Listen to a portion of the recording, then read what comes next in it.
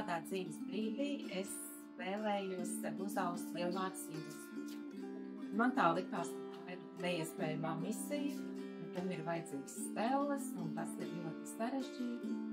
Bet tad man pateica, ka ir kāda meistara, Edīte, kura ir lielvārdē, un kura auž jostas bez stellēm.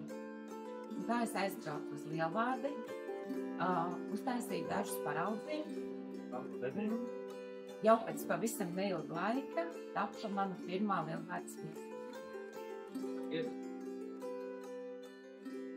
Šobrīd es esmu uzaugusi kādas 7 lielvārdas jostas, 1 kalvbruņas smakpīni un 1 vidzemes jostiņu.